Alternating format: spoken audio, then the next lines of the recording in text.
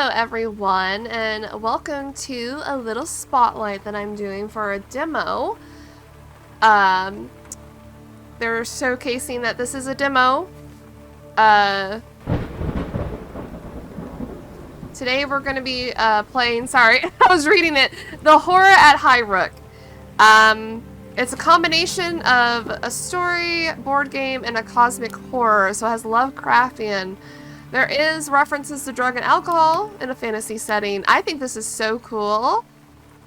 And I say we just dive in and see what it's about. I think it reminded me of Cultist Simulator that we played on the channel before. And I love me some mystery and Lovecraftian, so how can I resist to check this out? The game autosaves at each day, and when you exit to the menu, please don't close the application when the activity icon is visible. Alright, let's start a new game. I think this is the first chapter that's the demo, so we'll play through it. Highrook Estate, an aristocratic eyrie of cold rock and rain, a melancholy shadow overlooking the port at Black Sands. At the summit of its gray cliffs lies the crumbling edifice of Acheron House. Alright. The Acheron family. Once respected by the city elite, the Acheron family fell from grace to become the subject of snide remarks and scornful whispers. Lord Acheron was a prominent book collector whose increasing interest in the occult saw him driven from respected academic practice. It is rumored he turned to the Seekers' Communion for support shortly before his family's enigmatic disappearance. The Seekers' Communion. The Seekers' Communion is a secretive organization of mystics, seers, and exiled scholars. This clandestine group supports occult practices across the city and facilitates a black market for arcane goods. Officially banned by Black Sands Council, the collective continues its work in the shadows. Oh, goodness. Council investigation. The vanishing of a noble house, however disfavored, cannot go unexamined by the council. The Black Sands Manor, Lord Alliston, has commissioned a cross-guild team to investigate. A dilapidated stagecoach deposits the party at Highrook. The rain echoes eerily through the empty halls. Do I get to choose one, or are we all playing as all of them? Okay. I'm liking this. I'm liking the vibes. I'm liking the vibes so far.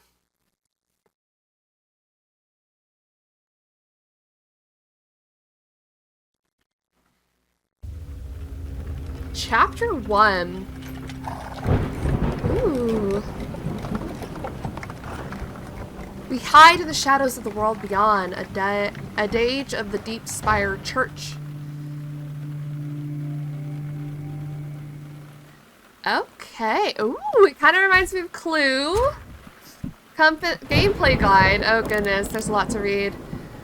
Welcome to the Horror at Highrook, a card-crafting cosmic horror board game. You control a team of investigators to examine the disappearance of a noble family from their ancestral home. To discover the family's fate, your team will have to overcome a wide range of challenges, combining their skills with special items in order to create new tools and escape dangerous threats. Highrook House is a place of mysteries, and you are encouraged to experiment in order to solve its puzzles.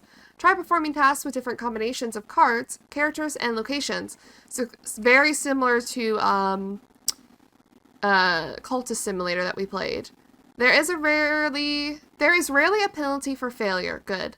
And if you reach a dead end, turn your attention elsewhere for a while and try something else. A small set of introductory tasks are listed to the bottom left to help you get started. I appreciate that. You can close this window now and work things out as you play, or you can read the other sections listed to the left to learn more about the game systems. This guide is always accessible from the in-game menu, so you can return to it at any time. I do want to read the rest, so we'll go ahead and do that. I don't know how much I'll retain, so we'll see what we can do. I wanna look at all this though. The game board. The game takes place on a plan view of the house. The board shows the various rooms, corridors, and outside areas of the estate. Some locations will be unavailable when the game begins, and it is your job to work out how to access them. You can get information about a room by selecting its title bar or any of the cells that make up the room itself. This will show you a description of the room and its associated attribute. All rooms and cards have attributes listed in their descriptions. These attributes help you to connect items and locations. For example, the Memories attribute is present on both the library codex and the archives room, meaning you can use the codex there. Placing cards and characters in the correct rooms allows you to perform tasks. Executing tasks is how you uncover new items and progress in the game.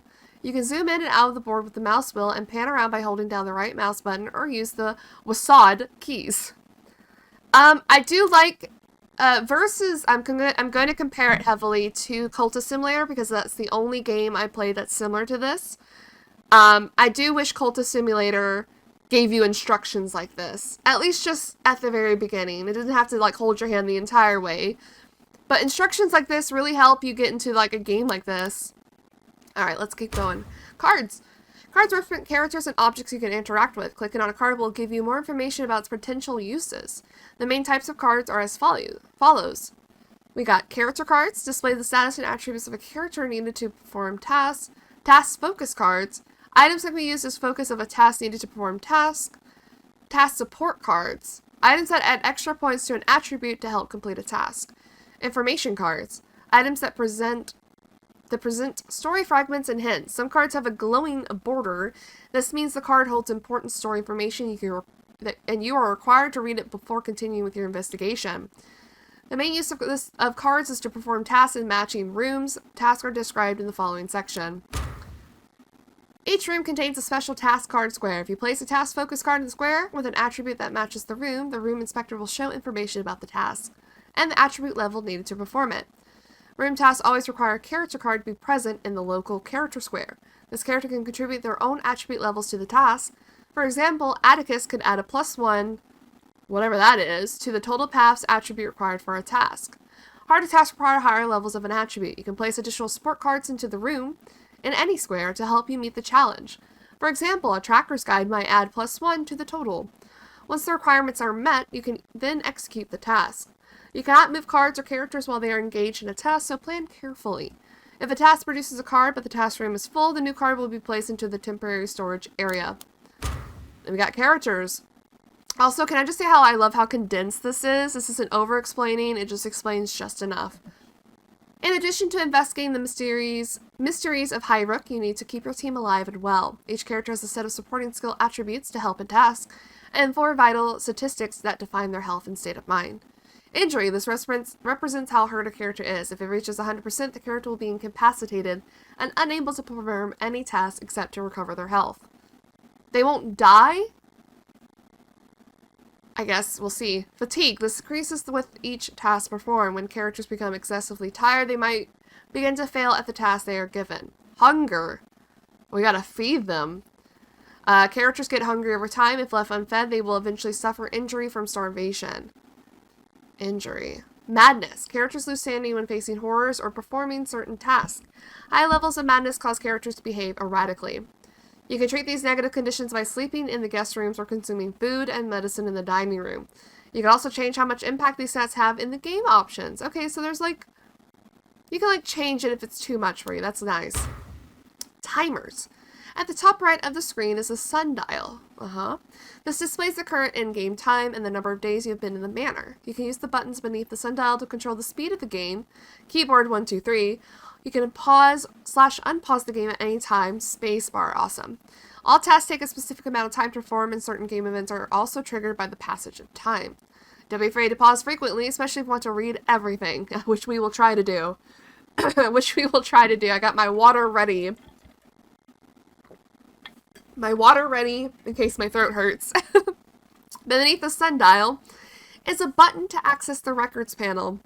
The storage page for information cards. You can send information cards to the records panel by right-clicking to bring up the context menu, or by using the buttons in the inspector. Storing cards can help to keep the board less cluttered, and you can always read them later. Okay. We can move the camera. We can zoom, which is really cool. Look at these. Forage in the cliffs. Decipher a book. Eat a basic meal. And this is our temporary storage, our composer. I like how segmented each thing is. Atticus Hawk. Oh wait, are we pause this? Recalcitrant bundle of sinew and muscle. Oof. Hawk's blunt manner is as intimidating as his stature. Can I move that? No, that's stuck over there. An orphan of the Aldworth docks, he works for others only when the arrangement suits him. And he has a 1 to everything. We have Scholar Vitali, an occultist of high standing. Titus Vitali is a shuffling encyclopedia of arcane lore. His knowledge of forgotten tongues and ancient tomes make him a formidable yet rambling consultant. He also has all 1s. And then Mechanus Astor, a professor of mechanics at Venatus College. Jane Astor has established her reputation through the construction of experimental semi-autonomous devices. She was obsessed with the workings of things, treating the world as an elaborate clock to be dismantled and rebuilt. Okay, and we got a Scene Vile Gazette. A vanishing at Highrook, the Acheron family, one of the city's most notable houses, have disappeared under suspicious circumstances. A delivery boy from Direwitch Market discovered the family's absence when he arrived at their Clifftop Manor a week ago. Entering the building, he found the property abandoned in a disarray, as if witness to a violent storm. The Acherons were nowhere to be found, and their servants, a maid and warden, were also missing. The High Council announced that it was commissioned a cross-guild team to investigate the disturbing disappearance, and we send that to records. We have a supply crate, a burnished metal crate of investigative equipment provided by the High Council. It is sealed with an elaborate Mechanus lock. You will need to take this to the machine room in order to open it. Okay, let's look at the council missive. Whoa. Dear investigators, by order of the High Council, you are granted license to commandeer Highrook Manor and its associated facilities. You have been commissioned to investigate the disappearance of the Acheron family, the owners of the estate who were reported missing several days ago. The Acherons were well known in the city, and their vanishing is concerning, especially considering a rumored affiliation with the Seeker's Communion. Please treat any evidence you might find as confidential and report immediately to the council when your task is complete. A news report is included to provide further context on this unusual event, which we read. We read that. Lord Mayor. Ooh. Vitali. Ooh. Vitali. I see Mayor Alliston is as conceited as always. His presumption that all city events require his involvement is so tiresome. I suspect that Bleakhurst has been involved more for political point scoring than out of respect for our knowledge. But perhaps I can track down the book that Acheron borrowed from us last year. Vitali sighs and rolls his eyes. Ooh. Mechanus Astor. Indeed, Vitali, I am equally tired of Alliston's petty machinations, but the High Council provides us with the bulk of our funding, and as such, we are obliged to respond. At least they have provided us with some tools to begin our work. We should take this supply crate to the machine room where I can extract its contents. I don't much like Alliston either, but he pays well, and I certainly don't trust bookworms like this Acheron chap. Nothing but trouble on all those old tomes. Maybe I'll give them slight accents or voices. Atticus shuffles impatiently. Let's find these upper market fools and get out of here. Okay. Spoken like a true Aldworther, Vitali shakes his head dismissively. Don't worry, my friend. You will be away from the bookworms and back with the woodworms soon. Fewer insults, more action. Our remaining colleague, a doctor from Canecross, will be joining us tomorrow. We should prepare for her arrival. Astor draws the mechanic's key driver from her belt and approaches the crate. Okay, I'm liking that we have, like, story elements going on. And then here's our records if we want to look at that. Oh, I'm liking it. So we need to what? Where do we need to put this? In the machine room. Oh, over here. And then we need to put you there. And then that's how we do that.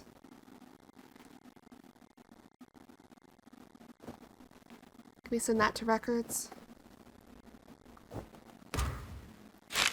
Oh! Move the supply crate into the task slot of the machine room. Click on the room or its title bar and then select Start Task in the inspector panel to the right. Move a character with the machine skill into the damn roaches. Ugh. Oh, okay. The acrid smell of engine oil permeates the space, propagated by hidden fans and snaking ducts. Mechanical computers hum softly, anchored with cables like metal roots, their punch card ports eager for data. Let's do it. Start it. And then we have to wait. That was like 2 seconds. Let's go fast. I'll use the space bar from now on. Okay. Complete and in a timely fashion.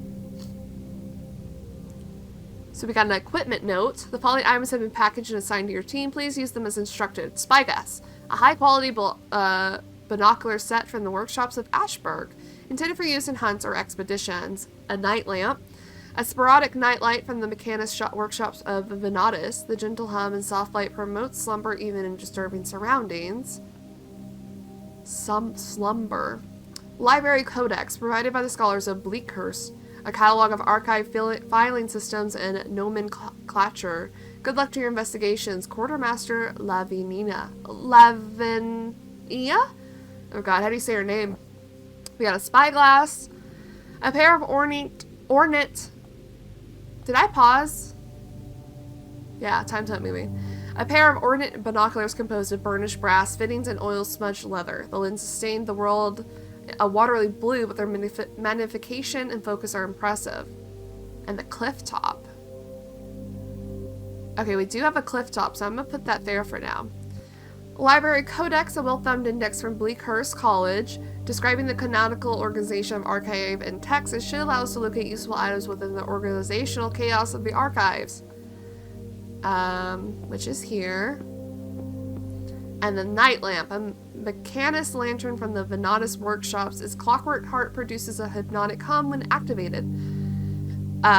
This sporadic sound combined with a soft scattering of dappled light is guaranteed to induce sleep. The act of sleeping reduces the fatigue of all characters present in the room. It may also provide us with kit or wrench inspiration. So I don't want to use this yet, though. How is she? She's not that fatigued. So who do we want to send to spy? Secret sensations, routes, victuals, devices, and paths.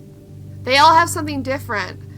Memories, secrets, incantations, songs, dreams, mysteries.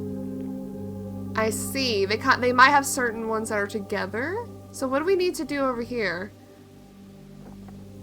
Paths. The golden trail of sunrise reflected on the sea. So we need someone who's good at paths. So we could send Atticus. And for this one, we can send Vitali.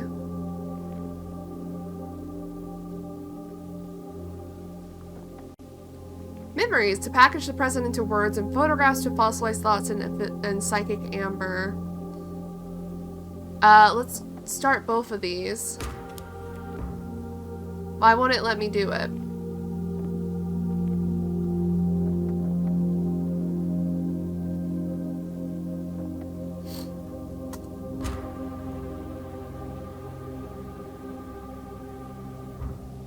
Oh, it's right here.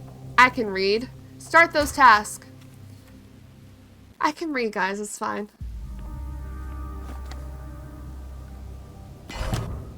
Alright. Oh, the cliff top. The freezing cliffside is punctuated by sparse gray trees and treacherous paths. Scrawny goats and ragged seabirds weave in and out of the salt mist. The smog of black sands rises up in the distance. So we still have our spyglass. We have tracing charcoal, a nugget of crumbling coil. Its dark dust coats everything in a fine film, revealing the patterns of fingerprints and scars. We can use this to reveal the hidden marginala and erase notes in journals and tomes. And then we have meat, so we have to cook the meat. A chunk of meat cut from a trapped hare. Its scrawny flesh might make a decent meal when cooked. Let's put that over there. Okay, the archives. Boxes of artifacts and trinkets weighed down on the dust-laden shelves, some locked and others spilling open. Between the creaking stacks, book and folders lie piled in moldering heaps like papery stalagmites. And we found Mr. Mouse. 1. What is this? Mr. Mouse lived in a house, not his house, but the house of a great king. Now, some people don't like mice in their homes. But the king was always asleep and dreaming, so Mr. Mouse was free to wander the house without fear. Most mornings, Mr. Mouse would climb up the curtains and look out the window, gazing across the ash-colored lands to the river beyond. He knew that the river was the place where visitors would arrive, their feet making pretty patterns in the gray sand. He wanted to visit the river, but he was afraid that he would get lost on the way, so instead of venturing outside, he would explore the house and talk to its streams. It's unique, storable. So we need someone to cook. Kitchen, the least noble yet most welcoming room in the manor. Its ancient stove still functions well enough to allow meals to be prepared and drinks to be brewed. So should we send her to cook? What else can we do? +1 key. I didn't read the machine room either. Yeah, we did. We have the guest room as well. The mattresses are comfortable and the bed lining is moth-eaten, but sleeping here still offers some respite. I'm just going to put this in here, but I don't want to use it. Yeah. And the dining room, what should be convivial space, is ruined by the presence of disturbing claw marks across the main dining table. Excuse me? Excuse me? Okay. Seems like we're going to be cooking this because this has a time limit. What do we do?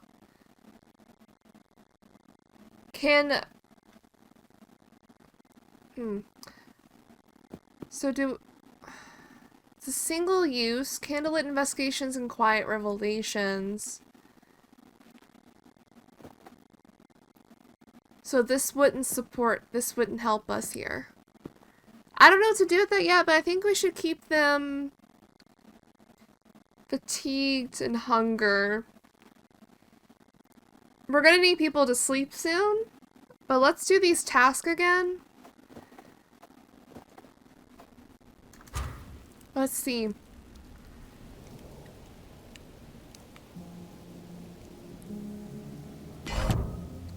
Study code. A slip of creased card inscribed with neat lines of numbers and symbols. It appears to be a key code of some kind. On the reverse surface, the image of a key is stamped in blue ink. We can perform a task with this card on the machine room. Put that over there. These ink-stained button mushrooms represent the darkest side of foraging cuisine. When eaten raw, the rubbery flesh can prompt vivid hallucinations or stomach pain. Would-be Gnostics and cheap lotus eaters often resort to this plant as a free source of short-lived visions. We can eat a handful of these raw in the dining room if we are feeling lucky. Consuming these mushrooms raw can provide key or bottle inspiration, but it can also make you ill. And then we have moon grain, an ancient grain. It's dry stalks supporting rough spiked ears, cultivated and cropped with the pretense of making stodgy bread. Its less Puritan use is for fermenting a strong homebrew liquor. So who's hungry? The boys. They're all this. Well, he's the most fatigued so far.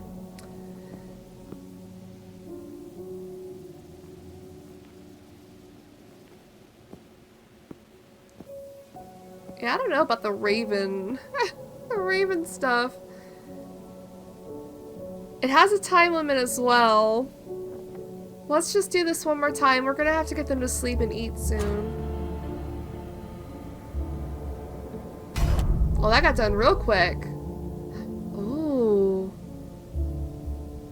Gideon's note. That's important. To whoever finds this note, do not follow my path. You will not find us. They have their threads in us, all of us. They pull and we cannot resist. If you seek us out, you too will be lost. If I can, and before it's too late, I will close the doors, I will shatter the gates and scatter the fragments, and I beseech you, do not follow. I have made such errors of judgment, such acts of vanity and greed, and for what? Ooh! I like the story to this. Mechanist Aster. This does not bode well. The first evidence of Lord Acheron we find, and it's a garbled, paranoid rant. Perhaps Gideon was trying to escape the communion's grasp, or perhaps his occult obsessions really had driven him insane. Aster looks disturbed. I ain't no detective, but perhaps the Lord was up to no good, and this is him trying to cover his tracks. Atticus' brows knit together with suspicion. He could be trying to set up someone to take the blame for whatever happened to his family. Or maybe he just went mad sitting up here with all his weird books. Do not be so quick to judge. Lord Acheron was an accomplished academic. I don't think we can simply dismiss his writings as the babblings of a madman. I feel there is truth in his words, disturbing though they be, but it is too soon to say what this outburst really means. Do not follow. Simple trowel. A crooked trowel tarnished with age and spotted with rust. The scratched metal blade is dented, but the sharp edge is still strong enough to bite into the frosty soil. In the courtyard. We don't have the courtyard. So I want to move this to temporary storage, I suppose. Wait, do I have the courtyard? I don't see it.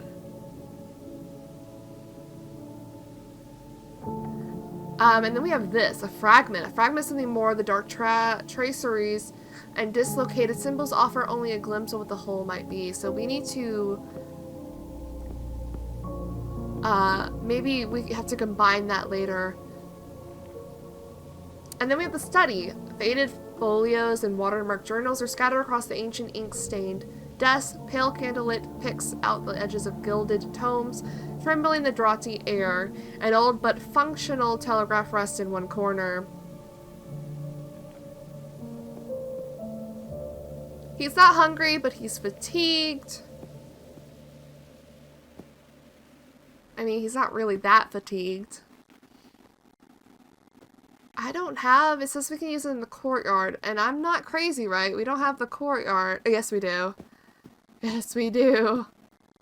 I'm a little crazy. How about you? What do we need for this? She doesn't have that. It has to be him. Does she have paths? She does. And he's still doing that. So let's start this, and let's start that, and let's go. A puzzling journal. A collection of images and torn out pages crammed into an ink-stained notebook. Some of the text is readable, but much of it is written in some sort of cipher. In the study. We need a key. Let's let him consume it. Why not? Oh, you don't have any of that. But we're consuming it because it might give you a boost to key or potions. Let's just try it. Why not? Why not? Oh, gift to the owl. An ash gray owl perches upon my shoulder. Its dish plate eyes absorb the world. It sees between the furrows, between the lines, rooting out its prey with patience and perception. A vision that lingers, offering a source of inspiration. So now we have a +1 to key. And I know you're getting fatigued, but I am. So does this count as a... How do we use it?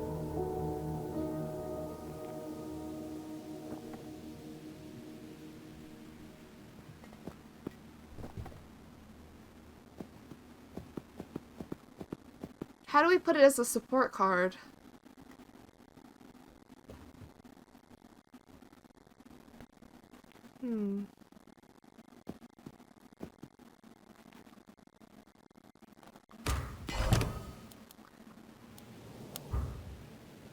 We got more raw meat we can make.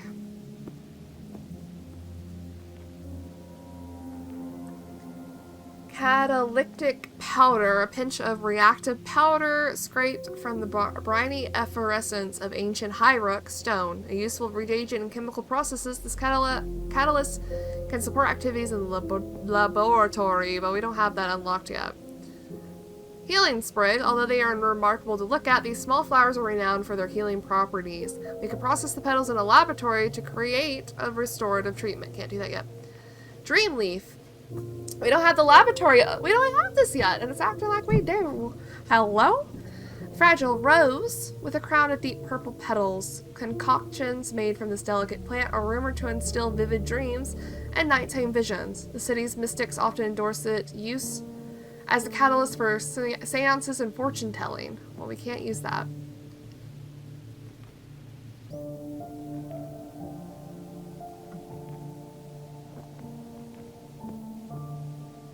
I want to know how to use this. Support cards. How do I...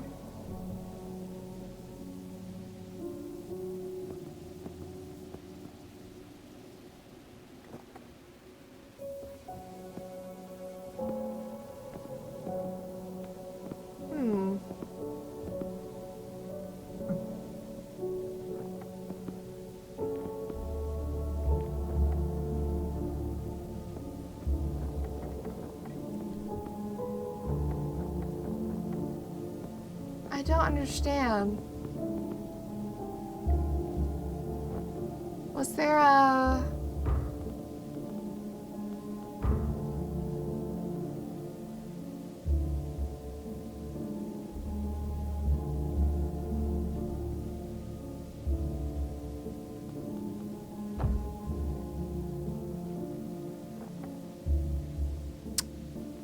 Well, it's not letting me use this, maybe because we don't need it, because we just need the +1. Maybe we only need those if we need more than the +1, like if we needed a 2.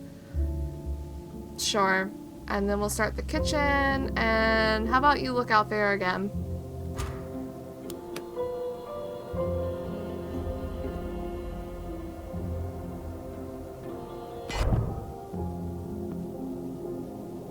Oh, Simon's note. Yesterday, Paul made me get some weird necklace from the cave under the house. Down there, the tunnels get all twisted. It was scary. I think maybe smugglers left it for him. Paul said not to put it on, but it was shining when I dug it up like a red star. I wanted to wear it really bad, but it hurt when I did, like nettles all over. I took it off quick. It's in the chapel now, and Paul goes there at night and makes strange sounds, like he's crying. I worry he's putting it on and it is hurting him like it hurt me. I hate it. I want to throw it away, but Pa says no. He is grumpy. He shouted at me the other day for doing drawing in his study, so now I play outside now. I don't mind. I like watching the birds, but it feels extra cold today. And we got another raven's cap. Not really sure how to sort all this yet. And then we got another piece. Fragment of something more.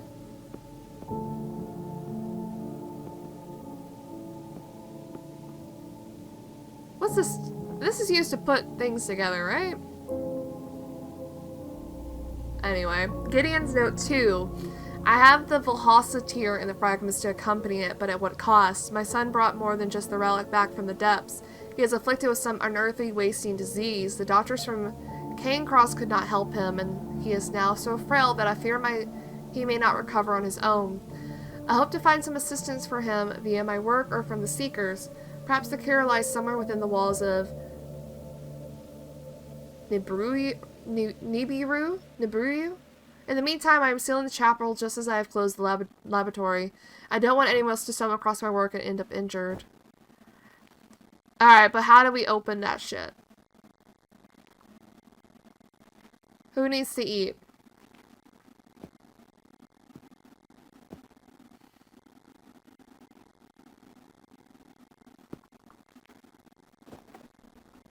She doesn't have any roots. We're gonna let him eat.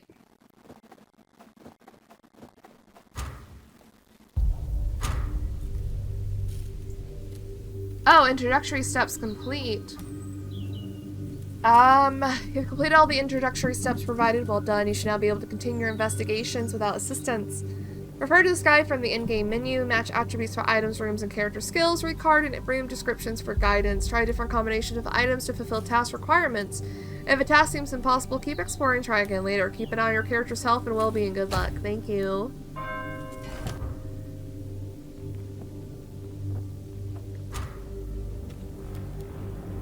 And we're getting a doctor soon? An echo. A shadow of a child is here. Sometimes his presence flickers like a candle. Increase the madness level of a nearby characters every hour? Like...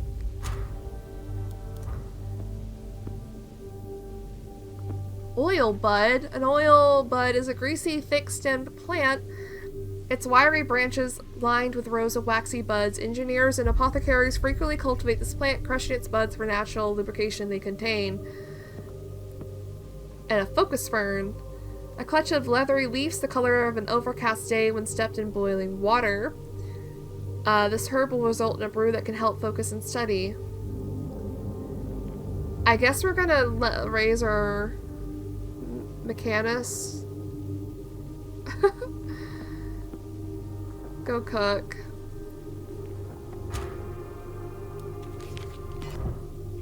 Cryptic journal, small folio of notes and diagrams scribbled in Lord Acheron's distinctive hand. It is written in a more complex cipher than previous entries. Is he the only one with mysteries? He is, so he has to do all of this. And let's put that here. Here we go. Now it's doing it. Alright, start that task. Let's make her a little crazy, why not?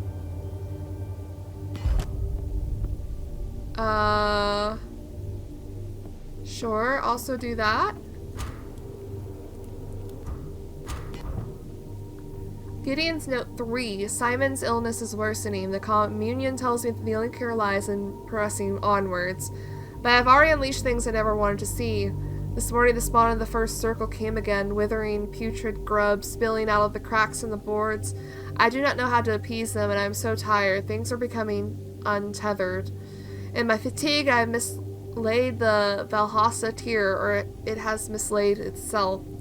I must begin to hiding the tools and ritual fragments. I cannot have my family fall prey to their effects again. Then we have a letter, too. Seeker's letter. Dear Gideon, the fragments of lore you're compiling are symbolic shards, scraps of shattered knowledge. They may seem incomprehensible in isolation, but gather them all and absorb their lessons. Only then, when you assemble the whole, excuse me, will a new rite be formed. The opening eye, the ashen hammer, the crimson chalice, the fallen sky. Each incantation opens the mind to a deeper power and knowledge. Persist, brother. You are close to communing with the first circle of Nibiru. Once the eye has been opened, you will truly begin to see the glory that awaits the communion. And then we have another fragment. Which it might not be as big as I think it is, but it might be the whole thing. Goodness, we're madness. I wonder if that's the sun. Who hasn't eaten? She hasn't eaten.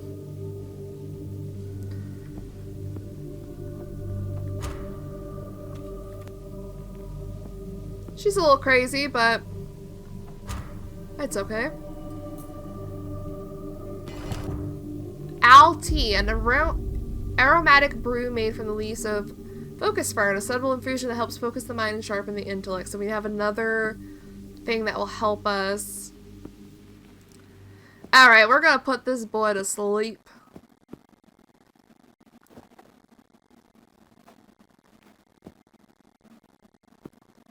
Does she have paths? She does. The doctor is here! Apologies for my late arrival. I had to visit a patient in Direwitch yesterday. The fellow had developed Calzen's compliance. Bones like rubber and most intriguing. Dr. Callagher's fingers lace and unlace. Coincidentally, my guild was summoned here recently to tend to the Acheron's son. He was suffering from an unusual infection. Unfortunately, my colleagues were unable to diagnose the cause. Dr. Callagher, your late arrival is of no matter. We have barely unpacked our own equipment. The mansion is somewhat disturbed and various chambers are inaccessible, sealed with a mechanic's lock. I believe that one of these locations might house a simple laboratory that you can make use of when we gain access. I suspected as much. My colleagues sensed foul play when they visited here before. Lord Acheron was adamant that our team should not investigate without his supervision. Luckily, a junior analyst had the foresight to retain the laboratory code. We should be able to gain access using the copy I have here. Very smart, Miss Callagher, but it don't surprise me. You were as sharp as a blade when you fixed me and my crew from Kiel Fever last spring. Saved us from a right wrecking, you might say. Atticus seems almost coy. Ooh.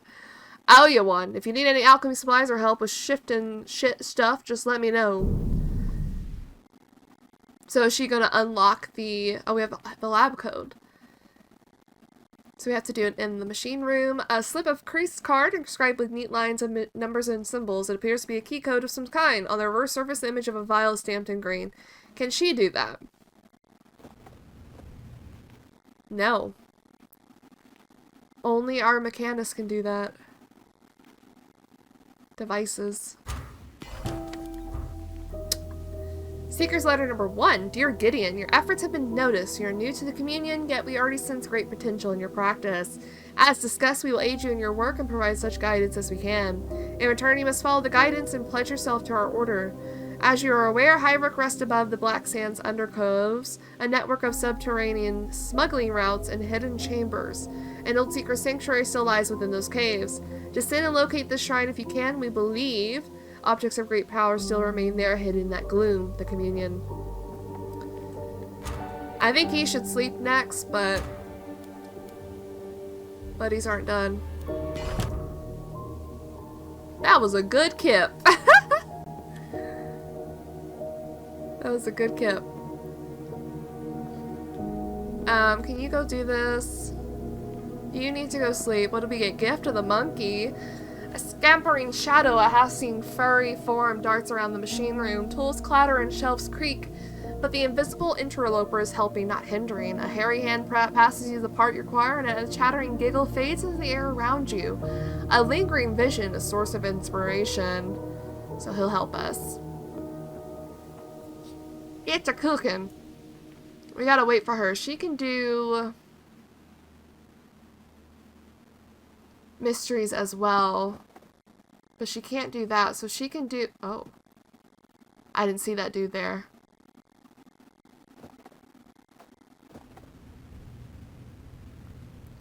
Alti. What? Sorry, this is what I need. Gift of the monkey.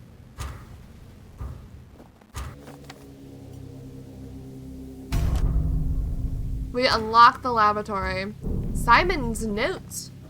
I'm getting sick. Must have got a cold from the caves and the hurt from the necklace is still there. I'm writing this sitting in the medicine room. I'm waiting for Amy to make me a special sleepy drink. I really do not like being sick. Maybe the bell has put a curse on me. I'd throw it off the cliff if I could. Pa did not seem to care. He's still singing his sad songs and doing his big chalk drawings. I can hear him in the chapel from my room sometimes. I hope he doesn't get sick too. Anyway, Amy says it's best not to talk to him about it at the moment. She says he's been all quiet of late and strange. He's not like his normal self. This note confirms what I already suspected. Simon's illness was some form of otherworldly malady. Contracted when his father involved the boy in his occult research. Dr. Callagher adjusts her mask and begins to pace around the room. No wonder my colleagues couldn't identify the cause of the problem. I only wish I'd been there to examine him. His description of the ailment and the pain is almost intriguing. The poor mite. His father's nothing but a coward, sending his son into the undercoves because he daren't go there himself. Meddling in the dark arts is stupid enough, but including kids in such danger is unforgivable. And yet he looked down at his docks folks if he passed us in the street. Bah! Atticus, it is not our role to judge Lord Acheron's morals, simply to follow his trail. Vitali opens his arms in appeal for calm, but we can agree that the son's illness was related to his father's work. We should try to find this bell. I would like to know how it is involved in the Seeker's plans. So we gotta find a bell. A bell. So that can be sent to records. What can we do with this shit? Probably should do this one first. Enough of you getting crazy. Do this. Oh no, we need 2 potions. This will help. That will help. Can you even do this? You can. Yeah, another gift of the monkey.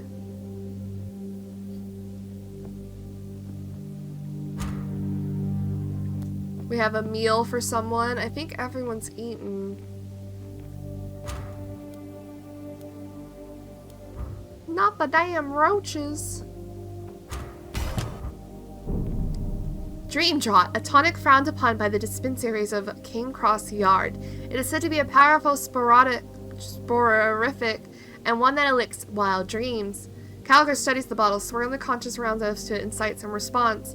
Lord Acheron grew this plant for a reason. If we were to use it in place of the night lamp before sleep, we might find out why. So, are you going to do that? The dream draught? A chemistless bottle holding a swirling blue liquid. It smells faintly of dusk and rainfall. The herbal blue within it is rumored to spark vivid dreams. If we are daring, we might place the night lamp with this brew and see what dreams will come. Repeated doses will prompt different dreams. Sure, and we got a booster matrix.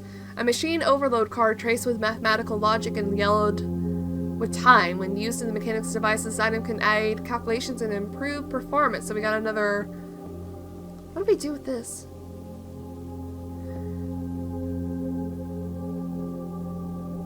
Oh, it's like a plus card. So we got a food plus card. Well, maybe we should do it like this, so I can have them all together.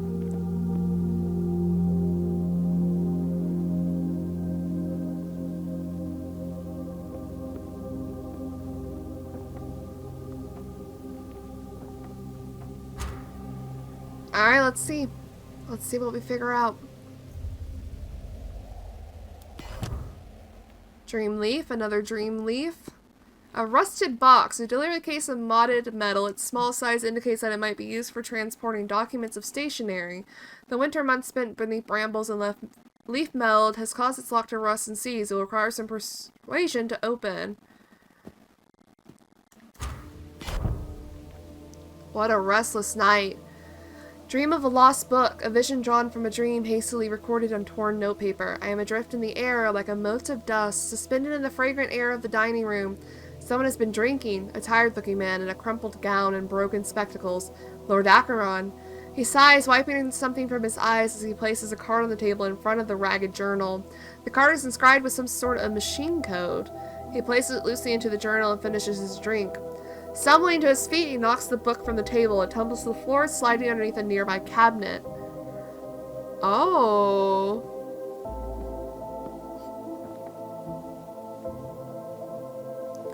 We got catalyst powder again.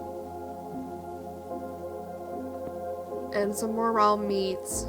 And we got a tracker's guide. How to find the salt hair, the broken twigs, signs of the storm, where the wild things may be. We have covered a selection of expeditionary notes that might serve to aid our exploration on the cliff tops. Cool. Okay, I need her to sleep. Unfortunately. What about you guys? He's good.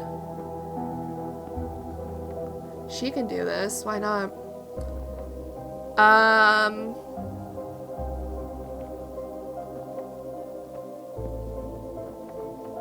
We'll just do this again.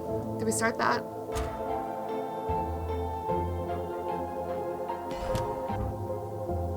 The visions was true! The information held within this volume is obfuscated with an advanced symbolic code. It may require significant time and expertise to unravel. Study. 3. So we need 3 of these. Or just one more to help us.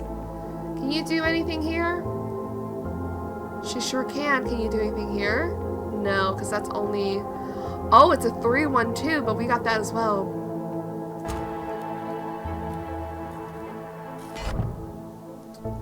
Dreams trouble me, but I am awake.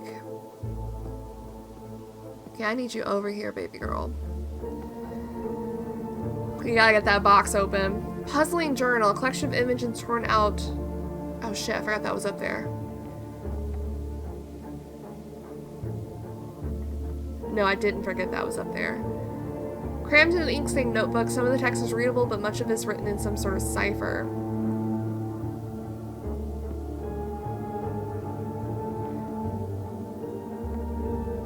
Okay, buddy, I'm gonna need you to, do that again.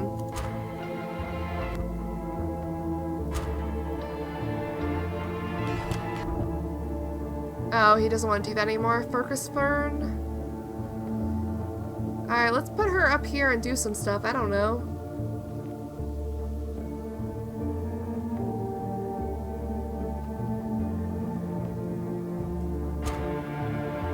Okay, we got Gift of the Owl. Go decipher that. He doesn't want to do this anymore. Okay. Oh, wait. Gift of the Snake. Coiling around my limbs like a second skin, but I am not afraid. They hiss, they caress, whispering dark secrets to me. A vision from a dream, a source of inspiration. So that's like another help. Oops. I'm gonna move this. Oh, wait. Tracking code. Oh, I'm dumb. We already had this. Haha. Oops. Dream Draught. Chemist bottle holding a swirling blue lit. Oh, it's the dream stuff again. We should definitely use that there. Delivery note. Dear X, please find your order enclosed. Firstly, the sporific draught you requested from Cairncross. Be aware that its effects can be quite potent. Take a dose in place of your usual nightcap to encourage exotic dreams. Secondly, the vellum for the Deep Spire library. Our operator could not retrieve the entire folio, but did extract the page you described. As usual, there is no return process should you decide that the item is not what you require. We must also remind you that it would be imprudent to mention this or any of our other transactions in public. SM. So we got another thing.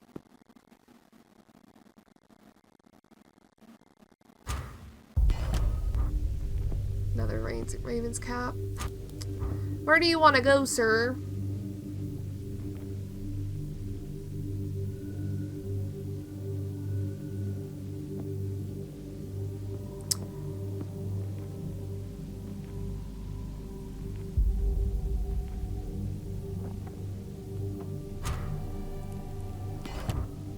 Healing dose. The chemist is bottle holding a swirling restorative dose extracted from local healing herbs. We can use this in the right clinical setting to heal our injuries. So we can heal.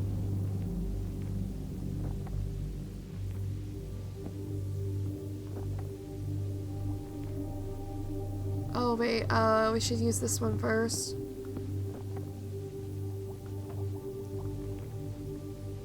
She just went to sleep.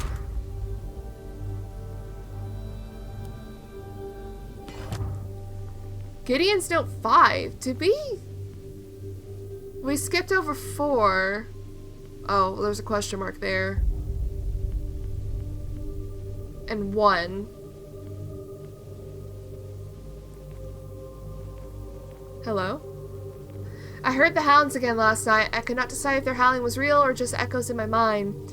I have barely slept. Simon's condition is worsening. I must find a solution either in words or actions. The eye will not close again. I must find a way to blind it while I seek the cure. I can still see the key in my dreams. Her bifurcated head, that dark gaping maw. But no, I am a seeker now. Even without the ceremony, I will step beyond the threshold. I will compel the instruments of Nibiru to obey me. Chapel code, a slip-creased card inscribed with neat lines of numbers and symbols. It appears to be a key code of some kind. On the reverse surface, the image of a mouth is stamped in purple ink. Well, guess what you are doing, my girly girl? Wait. That's not the right one. You are not doing that because I need more stuff, so someone needs to sleep, probably. Oh, and we got another fragment. Holy boly woolly. Hoola hoola hoola. Okay, so we need to figure out how to get some machine stuff. How tired are you? I mean, you could sleep.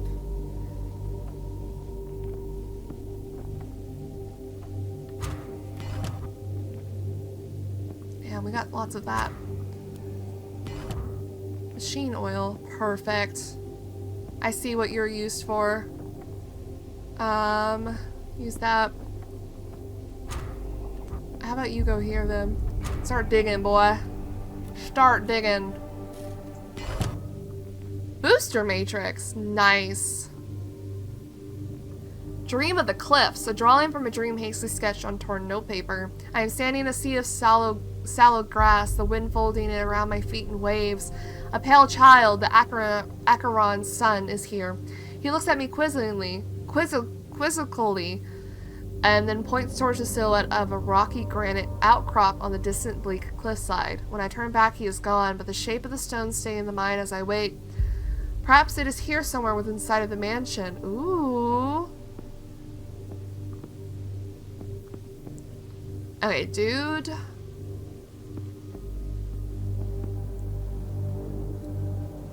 He can't do this, can he? No.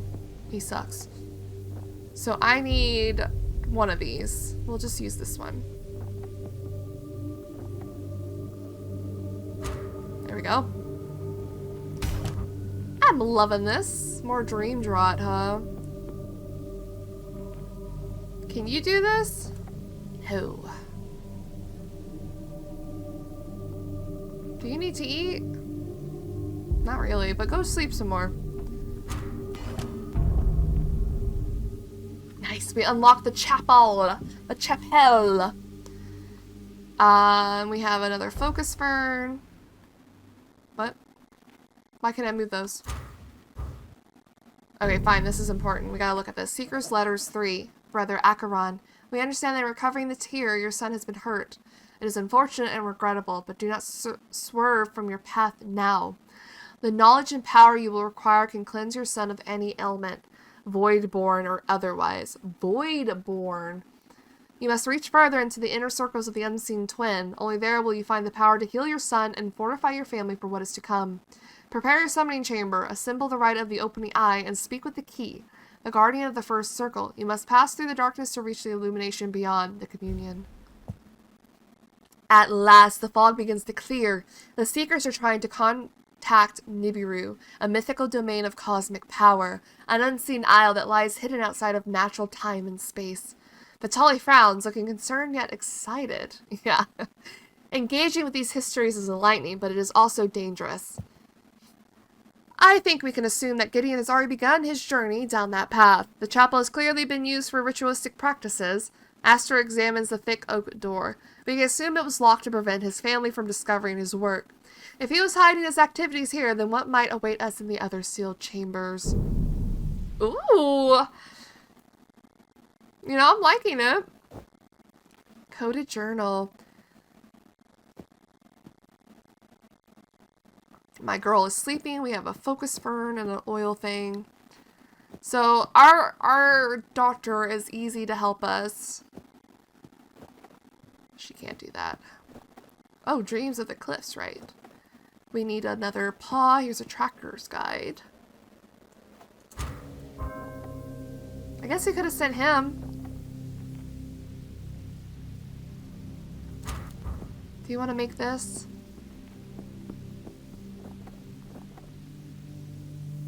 Isn't that what we do here? Yeah. Chemical worksheet. A detailed hand-drawn sheet of chemical tables and molecular diagrams, translated from some ancient tongue. It provides a guiding matrix for budding alchemists to lay out their calculations. This worksheet could support activities in the laboratory. I'm glad it tells us what's going on. Okay. We have plenty of stuff. No, that's something to do.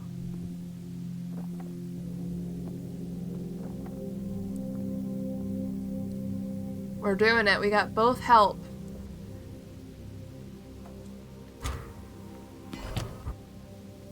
Simon's note. I did it. I took the necklace and hid it in my den. Pa forgot to lock the chapel, so I got in and stole it.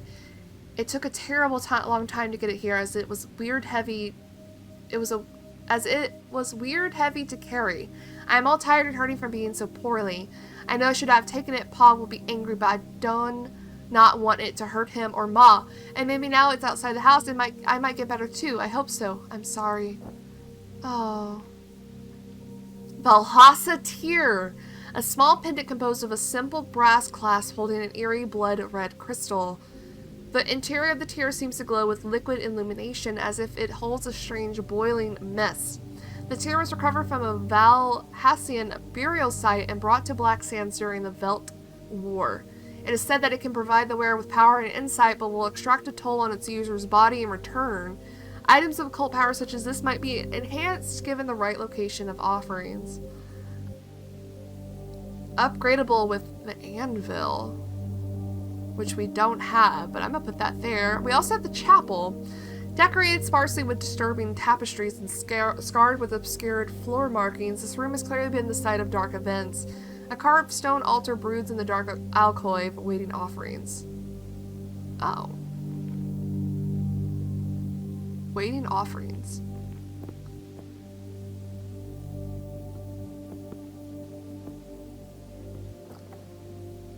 So what can we even do here? I don't even have anything to put in here.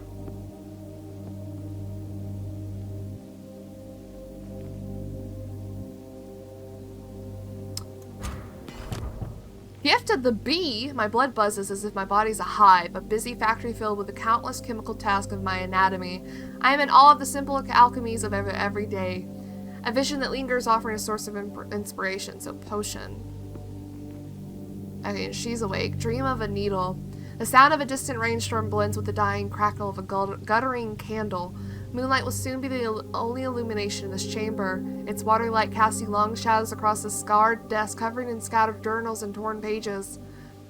The head and folded arms of an insensate man have pushed aside the books and quills to use the wooden surface as an awkward pillow. His breathing is deep and slow, and his sleep holds no dreams.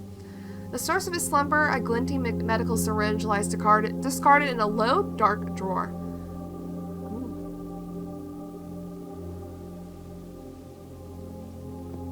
Okay, we'll have to figure that out later. Girly Pop, I need you to go make some stuff. That's not a task? Oh, it's a kitchen task. Oops.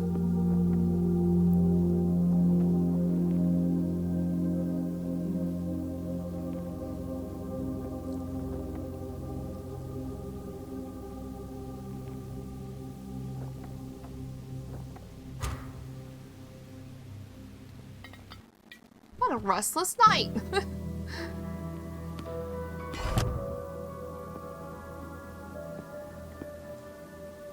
Machine oil, thank you for that. Appreciate it.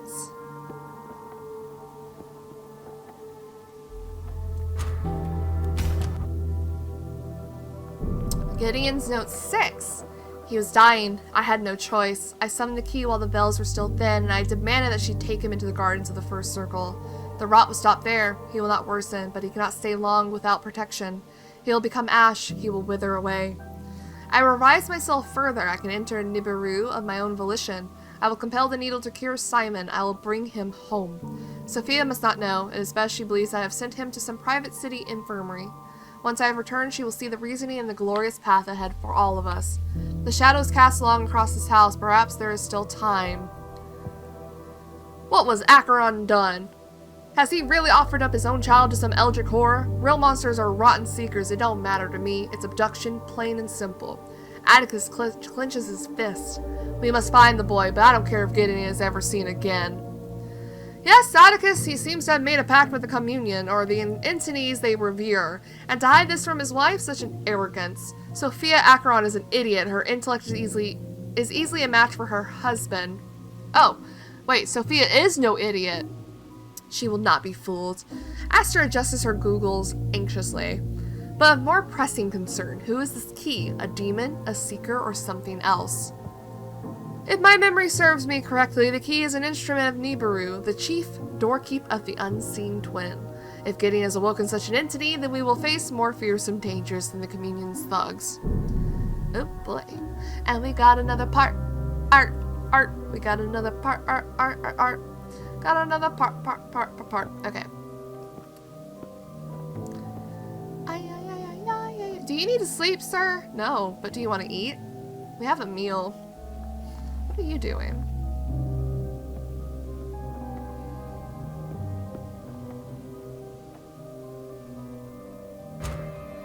Don't we have a puzzling journal? We do. Actually, go figure that out. Did I not start task? Start task. Start going a little crazy. We got a tracker's guide. That's important. Oh, right, this is important. I need to move these over.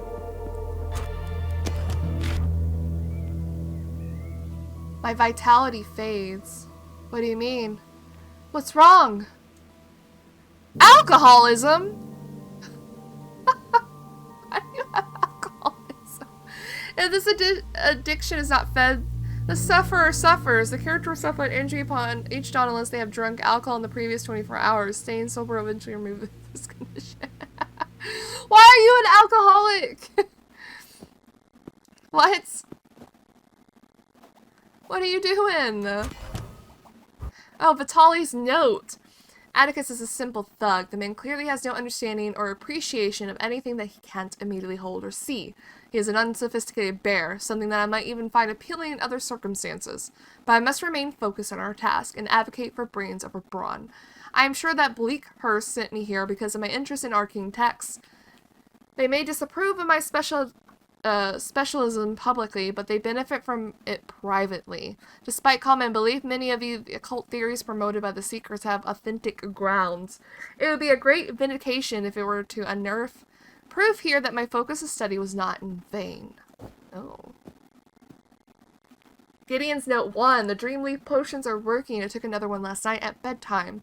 And in my slumber I saw it, a relic of Valhassa, a glowing shard of light, an ancient pendant, buried in a deep chamber of the undercoves, just as the Seekers said.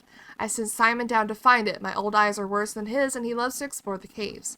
He's nimble, and the Ichthys sleep even lower than the Seeker's cave, so I knew he would be safe. Following the outline of my dream, he found the pendant, returning it proudly to me. His eyes bright with excitement. I hope one day to show him the wonders he helped bring forth, but for now, just a few more fragments and I can complete the first steps of my journey.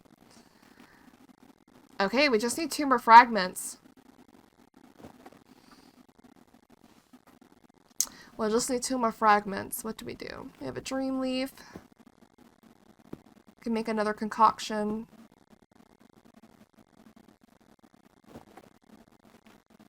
Fatigue and hunger. Fatigue and hunger. I do want her to go to sleep. But after we get this other thing. LT.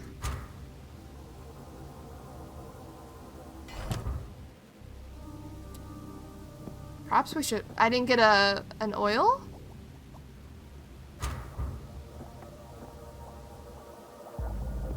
Oh.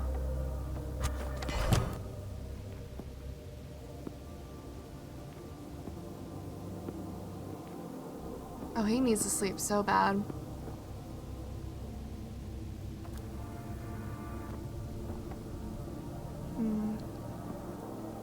So they tell you where you should focus your things elsewhere.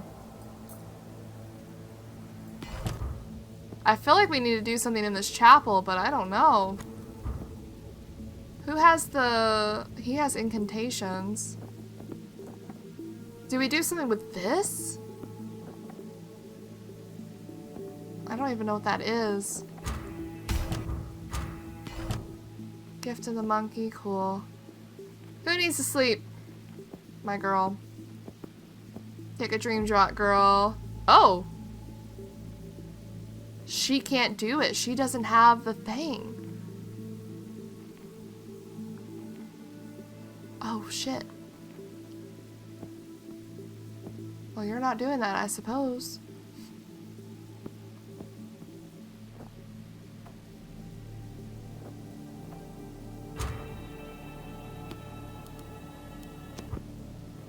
You wanna go a little crazy? Who needs to eat?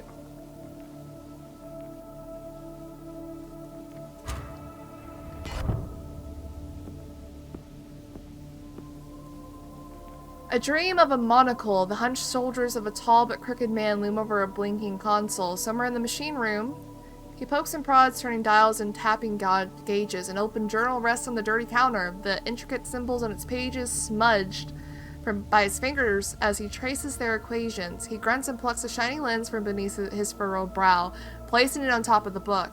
After staring into the dust-filled air, the man rises stiffly from the machine, abandoning the book and monocle. He stumbles from the room and you awake, the sound of calculating engines still humming in your ears. Don't worry about getting crazy. I need you to use this machine oil and do that.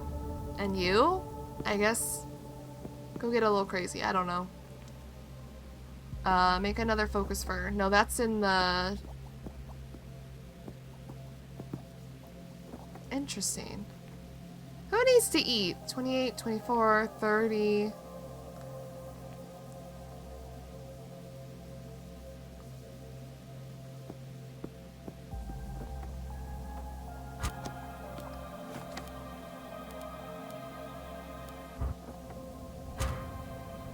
She said I should have brought more tools, but she has enough.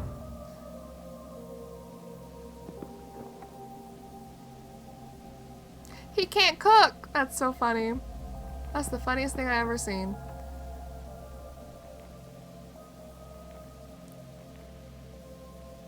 How about you go eat, girl? What do we got? Cryptic journal.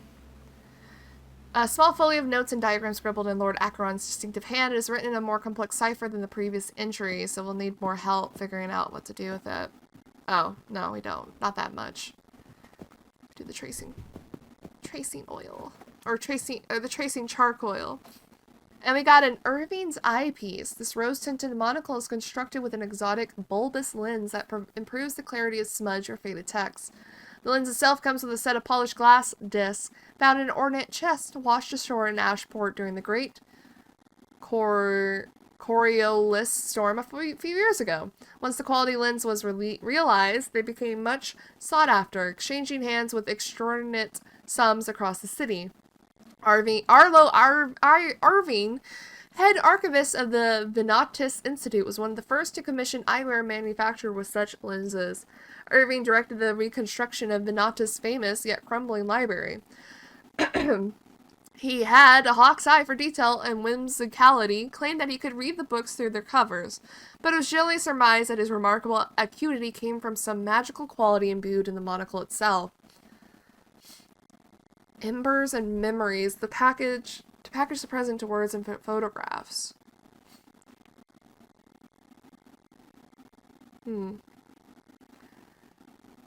So this isn't this is an infinite use for these types. So it can be infinitely used with the memories for this area. So we would want to put it here. And this one can be infinitely used with the chapel, which we'll put there. I understand now. I get it. I get it.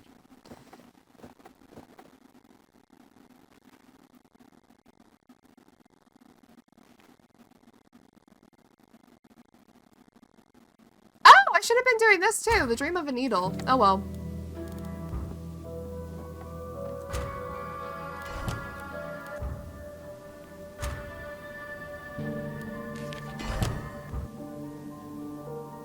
Gideon's note 4, I cannot find my tools anymore. It's as if the house is shifting around me. Scraps and relics wandering from room to room. I am so weary with study and drained from ritual that I cannot think straight. I am attempting to keep track of the fragments, and I know I could acquire replacements if need be, but I fear I am stumbling into the darkness without the protections I need. The communion is urging me on, offering support from afar, but they are not subject to the nightmares that I see in every shadow. And we got another one. We just need one more. Which could be this thing. Get to the owl.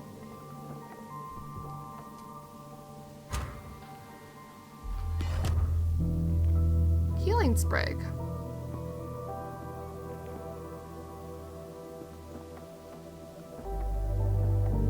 I mean, we're just kind of waiting, to be honest. What's happening? What?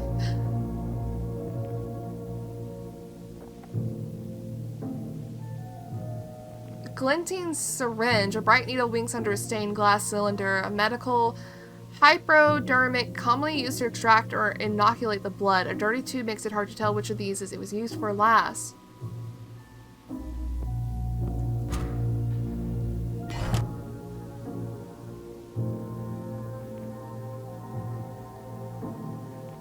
Are you hungry, sir? Oh, I messed those up.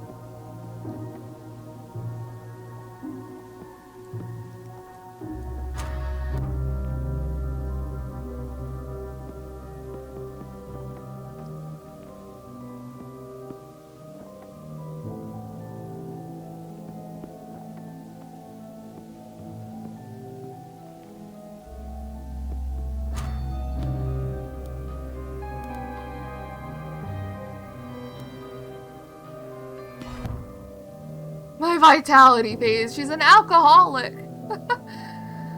Oh, we got a blood vial. A delicate test tube of blood extracted from one of the investigators. Despite the dark nature of the task, we might use this as part of some offering. Oh. Oh, it's just a +1?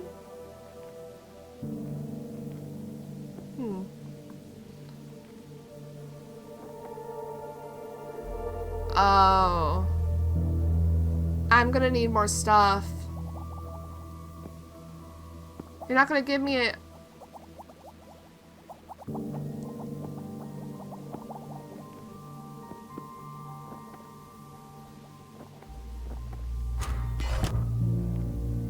Chemical worksheet, thank you.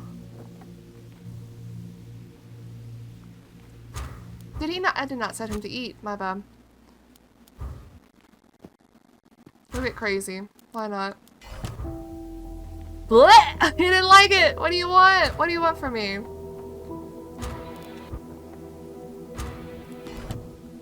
Machine oil.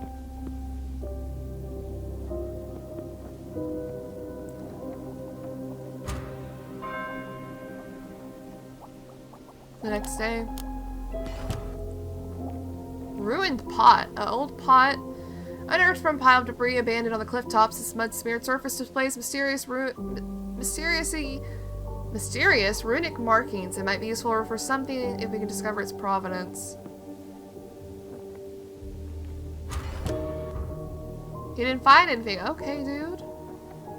Your provenance.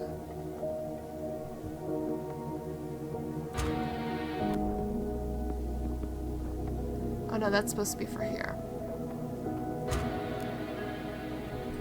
Girl. Girly pop, stop! You need to sleep. We got another blood vial. What are we doing with this shit?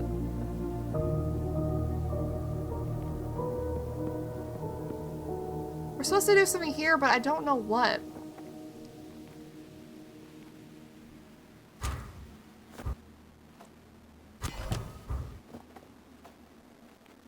The runes around this kintsugi repaired pot seems to glow faintly, like glyphs traced in ember.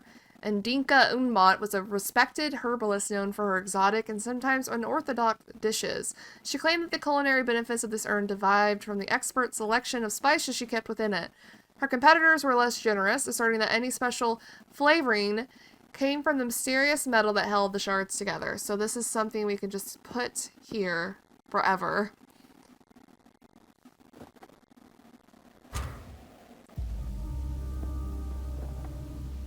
We don't have a task.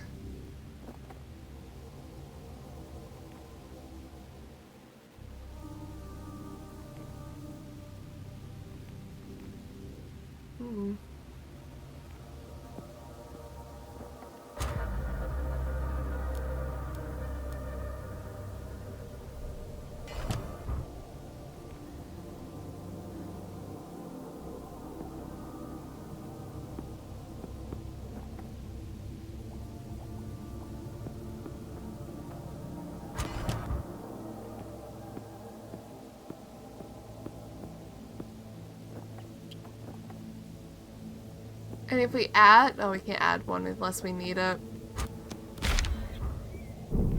Oh! A package of some sort has been delivered. Atticus shifts the leather-bound box with his boot. I didn't see anyone drop it off, but I guess we need to keep an eye out for any other stuff that might appear.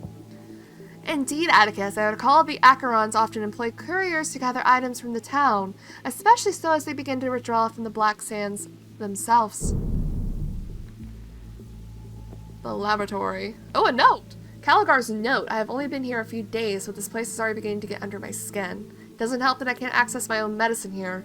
I need to find some organic evidence of the family if I am able to properly employ my skills.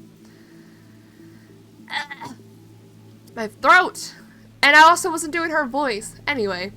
But as always, the discovery of a body would be a double-edged event. The intrigue of an organic trail paired with the grief of yet another death. And I have seen too much death in my work already. It is why I blunt the sharpness of the world with drink. On another note, it seems I have met the hireling Atticus before. I do remember the incident at Aldworth and his hulking presence. He is a crude man, but an impressive physical specimen. That's so funny. Oops.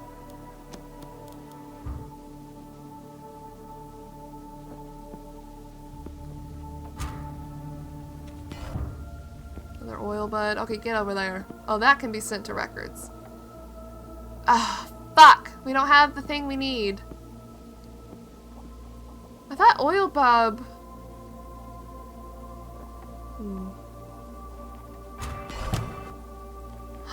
Mr. Tubbs! A portly barrel of soft gray fur, the cement gray cat purrs industriously as he stalks the rooms of the house. Unperturbed by the living or the dead, he maintains an air of self-sufficiency, never mealing for food or clawing for attention, an independent gentleman. His collar offers a name but no provenance, and he is not referenced by any notes or journals here. Regardless, he patrols the corridors in the manner of a landlord inspecting his domain, pausing here and there to permit the occasional scratch behind his gray velvet ears. Oh my goodness! Your task focused in the dining room? I can't move you. Immovable. Oh. Okay.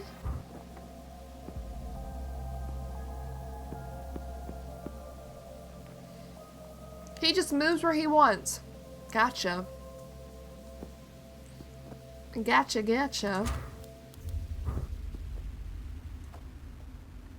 Hey, purrs. Oh, thank God, a chemical worksheet. Gift of the bee. Finally. Okay, we got some stuff that we can do for this box. We need 3. Thank you. Okay, I'm liking this game quite a bit, honestly. Do we need to sleep? Oh, you do. Mr. Tubbs in the machine room.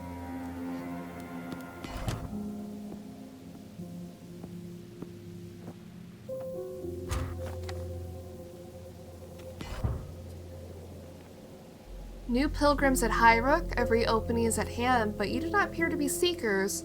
I pray you have the insight to act wisely, where Gideon acted without real consideration. Acheron was a talented scholar, but his downfall was to trust the communion. Their knowledge and ambitions are flawed and naive. His use of Dreamleaf led to his discovery of the tear, but his subsequent actions were rash and ill-informed. I hope that your progress will be more enlightened. To this end, I offer you a part of the whole you seek. Make good use of this gift, and we might speak again. V. We have the last piece. Oh! The opening eye. A right to break the threshold of the first circle. A knock on the gates of Nibiru. Draw an arched door upon the wall in a white chalk. Circumscribe the form in a circle, and at the apex of the arch, draw a 12-point star. With your forehead pressed against the star, sing the song of the autumn key. Hold the edges of the frame, stare beyond the wall, eyes wide until the tears drop to the floor. Close your eyes, close your mind, and open the door. The fragments have formed the opening eye. The ritual that the seekers urge Gideon to complete is a window into Nibiru's hidden domain. Watali shuffles around the chamber, nervous but excited. It might seem foolish, but I think we must perform this rite to further our investigations. Watali, are you mad? These evil rites should be burned, not performed. We should look for the Acherons here in the real world. Atticus shakes his head vigorously. Gideon may have been insane, but we need not follow him into this lunacy. I hear you, Atticus, but it's clear that Gideon was determined to carry out this ritual. Perhaps we can find fresh tracks by replicating his actions. If he trusted my judgment during the kill fever epidemic, then please remain in step with us now. Hi, Miss Caligar. You pulled me and my boys through that outbreak. I still owe you for that. Atticus wrings his hands uncertain. I am not happy with Vitali's plan. It won't end well, but I'll do as you ask for now. Ooh. A right to break the threshold of the first circle. Oh, pause. Draw an arched door upon the wall. Okay, this is in the chapel. Okay, we need this dude at max. I think he's the only one that can... Oh, no, she can do this. That's what she does. She's hungry, though.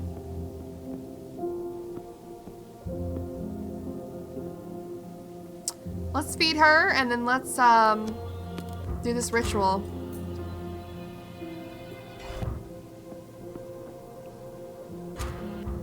Oh, well, we have enough.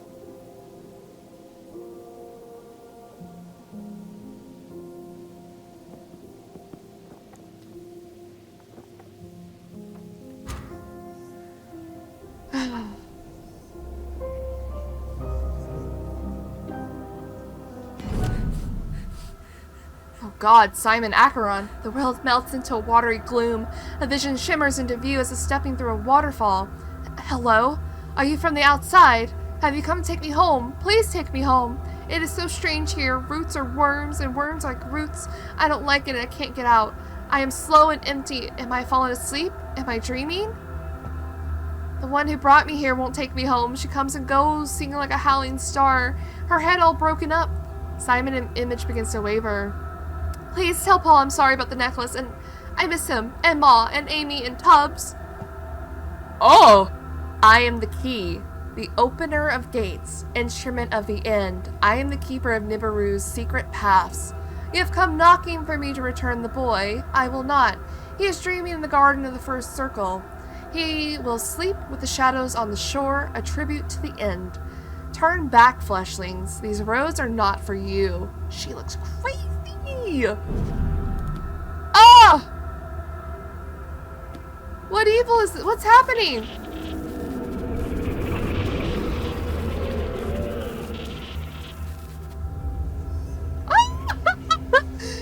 Oh no, I'm hooked! End of chapter. This is the end of the demo. Thank you for playing. The full game will feature more chapters, challenges, and revelations. Delve deeper into the mystery, overcome eldritch horrors, and discover the fate of the family. Oh my god, guys. I'm hooked. I'm upset. I'm upset it's not out yet. I don't know when it releases. I'll have to check Steam for that. Let me do that right now, actually. Does it have a release date? It's to be announced. No. I love this. I absolutely love this. And it helps you along. It doesn't hold your hand too much, but it helps you along, and I appreciate this. Absolutely amazing. Absolutely amazing.